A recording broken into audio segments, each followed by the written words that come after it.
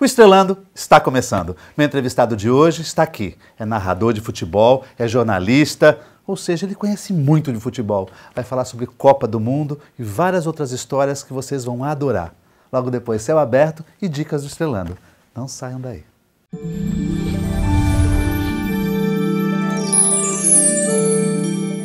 Meu entrevistado, Carlos Eduardo Lucas. Ele que é do signo de Leão, tem ascendente em Peixes e a lua no signo de Capricórnio. O Carlos é apresentador, jornalista, locutor, narrador de futebol, enfim. O Carlos tem um currículo extenso dentro da área do jornalismo e da comunicação e sempre me convidou para ir aos programas dele. Eu me lembro há muitos anos ele fez isso e eu sempre vi o programa dele com a maior felicidade, conheço a família e tudo. Mas o Carlos ele tem um histórico muito interessante dentro da área do futebol, não é isso? Sim. Nós estamos próximos à Copa, eu convidei o Carlos aqui para falar a respeito disso. Carlos, eu quero te agradecer e perguntar a princípio qual é o teu favorito, teu time favorito, se é que você pode falar. Bom, Jorge, primeiro é uma honra e um prazer estarmos juntos aqui. E quando você desfila esse currículo, não é tanto assim, não, viu? É aquilo que a gente diz assim, peça para os seus filhos não estudarem jornalismo, faça outra coisa, né? Não, senhor, você trabalhou em diversas emissoras de São Paulo, como não? Trabalhei em várias emissoras de rádio de São Paulo, Rádio CBN, Rádio Capital, Rádio Tupi, Rádio Jovem Pan News. E hoje você está América. pelo Santos Futebol Clube, Hoje eu né? sou narrador oficial da rádio do Santos Futebol Clube. Isso. Então a gente narra os jogos do Santos, é uma rádio institucional, né? Uma rádio que só narra os jogos do clube, né? A gente costuma até brincar que é a rádio do alvinegro mais famoso do planeta. Isso nos dá aí um feedback muito bacana com pessoas de vários lugares do planeta, né? A gente tem ouvintes no Japão, nos Estados Unidos, em Portugal, na Alemanha, na Ásia, na Oceania. Nossa, isso é fantástico. Olha, é impressionante, Jorge, como a internet veio para conciliar várias coisas. Nós temos mais de 20 milhões de seguidores da Rádio Santos. Oficialmente, é a rádio mais ouvida das rádios dos clubes de futebol brasileiro. O que nos dá um orgulho muito grande de fazer parte da equipe, mas uma responsabilidade enorme também, né? Sim. Agora, quando você disse a questão do signo aí, eu vou aproveitar, então vou pedir para o Jorge já falar do meu mapa astral também, porque ele é sempre uma figura simpaticíssima para trazer boas informações alviçarias, né, Jorge? Mas como você bem disse, estamos aí há alguns dias do início da Copa do Mundo da Rússia, uma Copa que, se não está empolgando o público russo, né, porque tem uma seleção muito fraca, é sempre uma motivação para nós brasileiros, né? Mesmo aquele que não gosta tanto de futebol, acaba dando uma olhadinha de lado, acompanhando. E quando você me pergunta quem é o grande favorito, a grande seleção favorita, a gente sempre coloca ali Brasil, Alemanha, Espanha, esses três países normalmente Mas são... antes, você não fiz essa pergunta, não. Pois não. Ele não quis responder a pergunta que eu fiz. Eu perguntei qual é o time favorito dele. Ele já me jogou para a Copa. Ele é bom, você é bom de câmera. Você vê que ele fala, olha bem para a câmera. Eu gosto do Carlos por causa disso. Vamos lá. É o hábito, né? É o hábito, né, Jorge? É o hábito. Eu quero saber primeiro, antes da Copa, já vou perguntar da Copa. Qual é o seu time favorito? Você pode falar sobre isso? Posso. Tem um time assim, eu sou tem, Santos, então, eu sou São exatamente, Paulo. O Santos a gente tem um carinho muito grande há tantos anos pelo Santos, admiração, e o fato de trabalharmos hoje, eu fui setorista do Santos também, pela tribuna de Santos aqui, pela TV Tribuna, durante mais de 12 anos. Nossa. Então a gente conhece ali alguns corredores que tem presidentes que não conhecem. A gente conhece alguns meandros que eles não conhecem. Então, isso nos deu um carinho a mais pelo clube, além de ter nascido na cidade, torcer pelo clube, gostar demais do Santos. A gente tem essa questão da empatia com o clube, né, Jorge? Existe. Agora, tudo bem, já respondeu, já estou satisfeito. A minha outra pergunta, pois não. O que você espera da Copa do Mundo? Jorge, olha, eu diria para você o seguinte, é sempre um grande evento, né, a Copa do Mundo, ela tem o congressamento de vários países, as 32 equipes que participam do Mundial vão, é claro, em busca do principal, mas todos sabem, aqueles que têm condições e aqueles que não têm condições de brigar pelo título. O Brasil, ele chega nesse Mundial com aquela mácula, né, aquele peso nas costas, ter perdido o Mundial em casa há 4 anos atrás. Peso, né? Perdendo de 7. E para quem não acredita, a astrologia dizia que não era um bom momento para o futebol brasileiro, né? Então, para quem não acredita, é bom acreditar. E nesse momento o Brasil tenta aí se refazer, passaram-se aí praticamente os 4 anos, tem uma nova filosofia, um novo treinador, ele que é muito alinhado à organização, tem lá a sua crença. É bacana a gente sentir que o Tite tem esse lado. Então o brasileiro gosta do futebol, nesse momento temos a parada dos torneios como Campeonato Brasileiro, Copa do Brasil, Libertadores, então fica tudo voltado somente para o Mundial, né? E a gente que acompanha os preparativos, a gente observa os últimos jogadores sendo convocados, a preocupação com lesões, e sempre tem essa questão. O Brasil, Jorge, eu diria que ele entra em igualdade de condição, sim, com a Alemanha e com a Espanha. Agora, se você me perguntar, você apontaria como o principal favorito o Brasil? Não, eu não apontaria. Não. Eu acho que o Brasil ainda carece de mostrar efetivamente. Copa do Mundo é um torneio de tiro rápido, curto, né? Em 7 jogos você tem tudo resolvido. Em 7 jogos. Primeira fase é uma fase, Jorge, que assim, é muito fácil. Você tem a obrigação de classificar-se até bem pelo potencial que tem. Nossa seleção, principalmente 99% dos nossos jogadores, atuam onde? Na Europa. Praticamente todo mundo conhece todo mundo. Não existe o desconhecimento das grandes seleções. Quem joga no Brasil conhece quem está na Espanha, quem está na Alemanha e por aí vai. Então, é principalmente saber se o jogador vai chegar com aquela responsabilidade. Um peso, Jorge, que se cobra muito, é que os nossos jogadores atualmente da nossa seleção, nas últimas, estão milionários, né? Todos jogam na Europa, ganham salários monstruosos. Acabou a Copa, não ganhou, não volta nem para o Brasil aquele período. Agora, eu acredito no lado profissional, não só pelo dinheiro. Todos querem ter no currículo, fui campeão com a seleção brasileira, fui campeão de um Mundial. Então que seja, né, uma oportunidade, mas não dá para cravar, dizer, não, o Brasil é o principal favorito, nós somos aí a seleção que mais conquistou, com os nossos 5 títulos, sim, mas não tira, né? Por exemplo, eu focaria muito se fala da Bélgica, não, a Bélgica ela sempre impressiona antes da Copa, mas quando chega na Copa ela não consegue engatar normalmente. Uma pena, nesse Mundial não teremos a Itália, não se classificou, não teremos a Holanda, também não classificada, aqui do nosso continente o Chile, que fez aí campanhas muito boas, foi campeão de Copa das Confederações 2 vezes seguidas, mas não se classificou. E já se dizia da questão do astral desses países, e não se leva em consideração.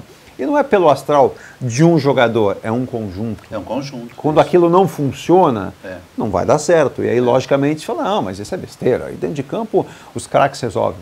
Você acredita que a escolha dos jogadores é boa?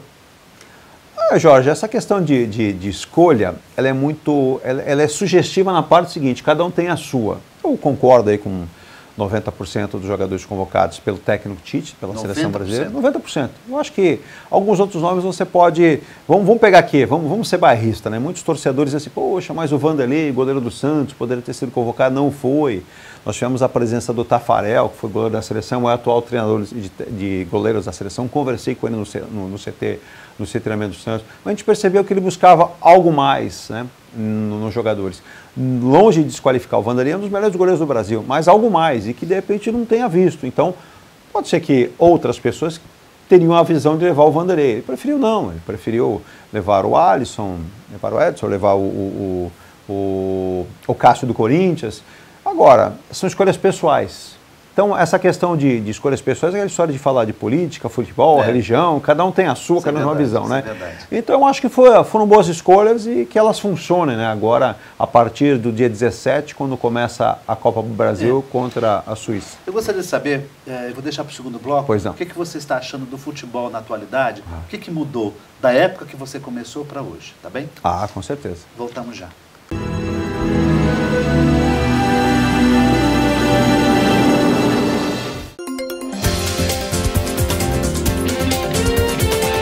Tem sido muito comum a escolha de síndicos remunerados, que no mercado se chama de síndico profissional, para a condução do condomínio, principalmente quando aqueles condôminos não querem assumir a sindicância, a função de síndico.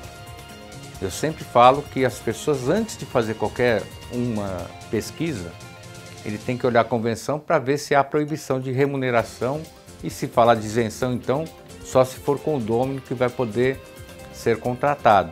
É sempre um contrato, e é o contrato assinado pelo condomínio através da Assembleia. Mas, de qualquer maneira, o importante é verificar vários currículos, analisá-los e, como eu falei antes, pautar lá, olha, vai ter a escolha de síndico profissional, vai ser feita a votação tal como o outro. Procure o SICOM, nosso departamento jurídico está preparado para dirimir qualquer dúvida que você tenha. Até a próxima.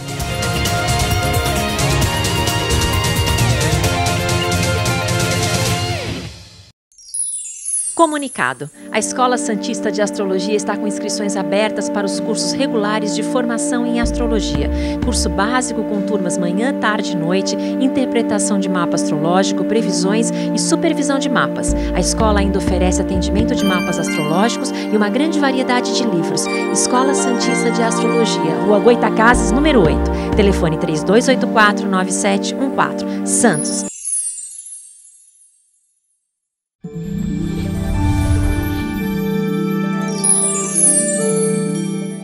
Confira agora a agenda do Estrelando para você. A Escola Santista de Astrologia promove 27 de junho, excursão Fenômeno do Algodão. 10 de julho, curso Baralho Cigano completo. Informações 13 3284 9714. O SICOM, Sindicato dos Condomínios Prediais do Litoral Paulista, promove o curso de Síndico Profissional, módulos 1 e 2. É aberto a todos os interessados. 13 3326-3083. A Escola Gaia de São Paulo promove o 19º Encontro Anual de Astrologia, nos dias 27, 28 e 29 de julho. Informações 11 5084 3256.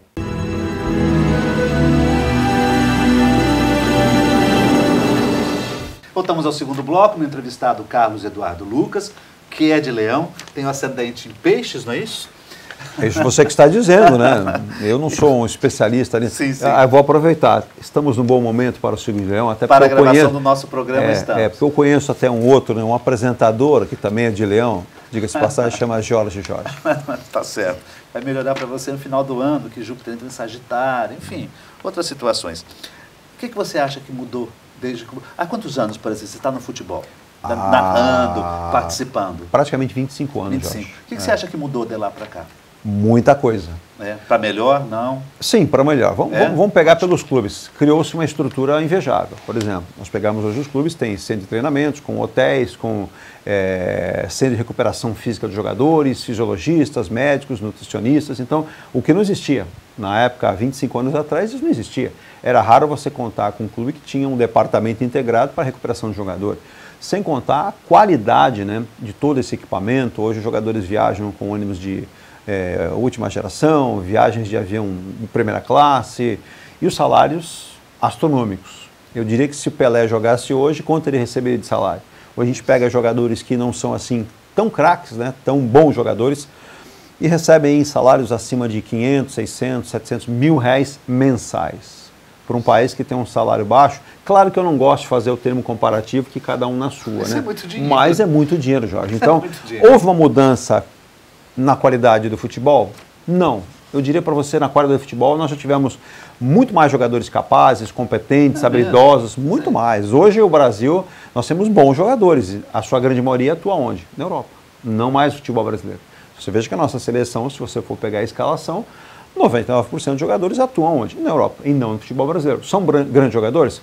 Na sua maioria são bons jogadores. Agora, diria que super craque, aponta-se o Neymar como um craque, um jogador ou outro, mas nós não temos mais uma geração com Romário, nós não temos uma geração com Ronaldinho Gaúcho, Ronaldo Fenômeno. Eu não quis nem citar Pelé, porque Pelé, como diria o nosso querido Pepe, Zé Macia Pepe, né, para a nossa querida cor, o Pelé ele veio de um outro país, né, ele de um outro planeta, melhor dizendo. Ele é algo que não é do nosso planeta. Então o Pelé é ao concurso, não dá para comparar o Pelé. Nós vamos falar de Maradona para a Argentina, a gente tem que também citar que os nossos irmãos argentinos, a qualidade que tem, como outras seleções também, né? A Holanda, como teve o carrossel holandês, e por aí vai, Jorge. Então a qualidade do futebol talvez não tenha melhorado tanto como a qualidade em termos de qualidade de equipamentos e o conforto que os jogadores têm e o que eles ganham hoje. A questão até publicitária que dá muito dinheiro para todos esses atletas que têm, claro, o seu futebol top. Não é uma realidade para todos os jogadores. Ainda é uma classe, Jorge, que a gente pode separar 10%, ganham muito. E os outros 80% sobrevivem. Qual o jogo que você mais gostou de narrar? O jogo que eu mais gostei de narrar? Jorge, tem grandes jogos que a gente já passou, mas sempre fica uma lembrança ou outra que a gente possa fazer. E eu me recordo de um jogo do Santos contra o Flamengo, um jogo que, se não foi tão bom para o Santos por não ter vencido contra o Flamengo, um jogo de 4 gols do Santos, 5 gols do Flamengo na Vila Belmiro, um jogo fantástico do Neymar, um jogo fantástico do Ronaldo, né? Citei agora, do Ronaldinho Gaúcho.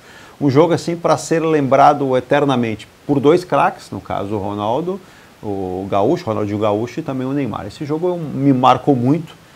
Lembrando assim, en passant agora, esse é um grande jogo. Mas que você narrou? Isso, que eu trabalhei nesse jogo, um jogo importante e que a gente lembra que as pessoas que pagaram o ingresso com certeza diriam, ó, voltaria nesse jogo, pagaria de novo. É um jogo que tem muitos gols, uma qualidade técnica diferenciada, para quem é santista, para quem é flamenguista ou para quem era torcedor de qualquer outro clube, da mesma forma. Esse é um jogo que guardei na retina.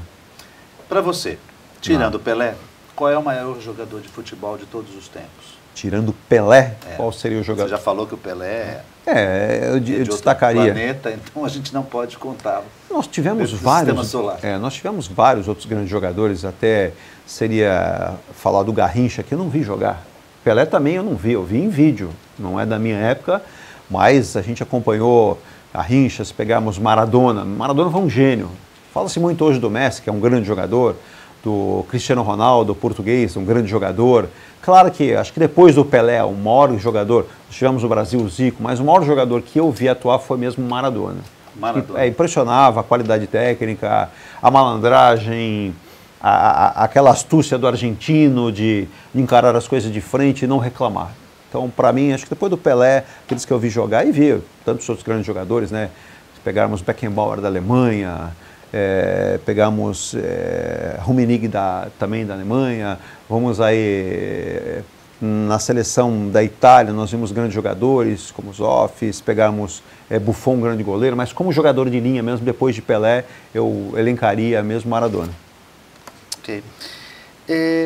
Qual o jogador mais difícil de se entrevistar? Mais difícil de ser entrevistado? Olha, eu vou usar de novo aqui, eu vou usar o mais difícil e o mais fácil. O mais fácil, você sabe qual foi o mais fácil? Pelé. Pelé. Eu tenho várias entrevistas com ele, tive a oportunidade até de ceder uma entrevista minha de mais ou menos 1h45 a vários telejornais. Vou citar aqui, Boris Casoy me ligou pessoalmente pedindo na época, eu não tinha nem noção do tamanho, eu soltei entrevista na rádio CBN e em poucos minutos ela repercutia, pois Pelé ali falou da Sandra, sua filha falecida, sobre Edinho, sobre político, o político no Brasil era desonesto. Então, o Pelé era o mais fácil. O mais difícil, eu vou lhe ser sincero, que eu tenha entrevistado, alguns, né? Eu poderia elencar aqui pelo menos uns 10, mas eu vou dizer para você que um jogador bem difícil de entrevistar, o próprio Neymar. Neymar, quando passou aqui, era muito difícil.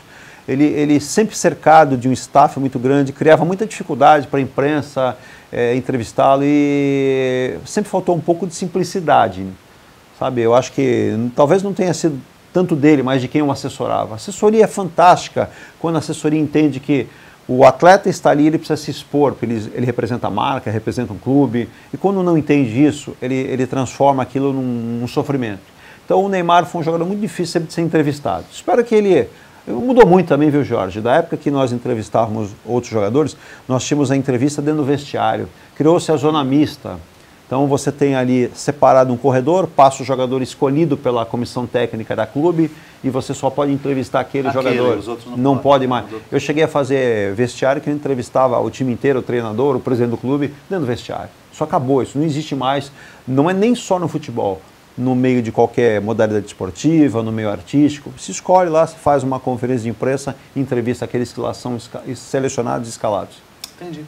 Atualmente, qual que você vê um jogador que tem futuro? Um jogador que tem futuro, mas você fala que atua no futebol brasileiro? Isso. Olha, tem vários jogadores, né? Tem o Rodrigo aqui no Santos, é um menino com uma jovem promessa que eu acredito que vai dar muito fruto. Não, estou usando o Carlos como uma provisão. Não, eu diria, o Pedrinho no Corinthians é uma jovem promessa também, um jogador de muito talento. Esses dois jogadores são meninos importantes, que têm muita qualidade, que têm a oportunidade de estar em grandes clubes. E tem outros, né? O futebol brasileiro ele é pródigo, né? Ele revela uma proporção espantosa. Claro que o que acontece hoje, Jorge, Antigamente você tinha um jogador que vestia uma camisa só, ele passava a carreira dele inteira num clube, ou no Santos, no Palmeiras, São Paulo. Hoje não existe mais isso. Hoje um menino de 12 anos ele já chega num clube com um empresário. Ou é o seu pai, ou é o empresário mesmo, que compra os seus direitos federativos e negocia com clubes. Então hoje tem muitos meninos que têm qualidade, com 10, 12, 13, 14, já tem empresários. Então tem vários atletas que deixam o futebol brasileiro cedo. Vamos pegar aqui o caso... vamos pegar o Felipe Luiz da seleção brasileira. Ele atuou pelo Vasco muito pouco. Foi para a Europa, virou uma estrela no futebol europeu, hoje está na seleção, deve ser uma novidade na seleção para a Copa do Mundo, mas pouco tempo se apresentou no futebol brasileiro. Por quê? Porque os empresários já os levam, né, para a Europa, à custa de muitos dólares, muitos euros. Então o futebol ficou também muito caro, muito inflacionado, viu, Jorge? Entendi. Além de você, como um grande narrador, quem que você acha que é um bom narrador de futebol? Que é um bom? Olha, nós temos vários. Eu tenho vários amigos, né, que são narradores em rádios de São Paulo. Vamos pegar aqui Fiore Gigliotti, que é falecido, foi um grande professor, um mestre para todos nós. Eu tive um padrinho que me surpreendeu na época, Osmar Santos. Osmar Santos, do nada, virou um padrinho que eu tive numa equipe de esportes, na longínqua e antiga Rádio Clube de Santos, que pertencia ao Pelé. Osmar foi o padrinho de uma equipe. Mas nós temos aí hoje Rogério Assis da Bandeirantes, meu amigo, Oscar Ulisses da Rádio Globo, Ulisses Costa da Bandeirantes, José Silvério, que é uma lenda, talvez seja aí dos mais antigos que está aí no meio do futebol. Existem muitos grandes nomes, né, narrando futebol. E o Brasil também tem isso, viu, Jorge? Nós temos um povo que produz grandes profissionais em várias áreas, né? E a área da comunicação, talvez o Brasil seja um dos países que mais consegue fazer com que surjam novos profissionais, seja na teledermatologia, no jornalismo, na comédia, na astrologia. Carlos Eduardo, você joga? Jogar bola? Joguei muita bola, Jorge. Joguei muita bola. Canhoto. Inclusive, pena que eu não tenho gravado aqui. O ex-jogador Neto, né, quando teve a sua passagem pelo Santos, teve lá, eles aprontavam aqueles jogos de final de ano com a imprensa, e eu brincava com o Neto, falei assim, Neto, eu sou canto como você, talvez seja igual a você ou melhor, e provocando a imprensa, né? E aí jogava bola, tive minha passagem de futebol de salão, joguei futebol de salão pelo Clube Regatas Tumiaru, pelo Iapochá Clube, cheguei a jogar bola no São Vicente Atlético Clube.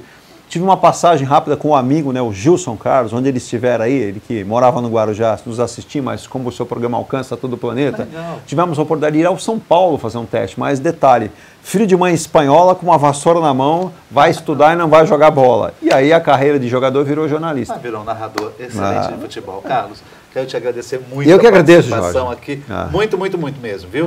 Gosto muito de você. Eu quero acompanhar suas previsões do Brasil para a Copa do Mundo nos seus próximos programas aí. Tá bem, muito obrigado, viu? Um grande abraço, Jorge. Você também. E uma ótima semana a todos vocês.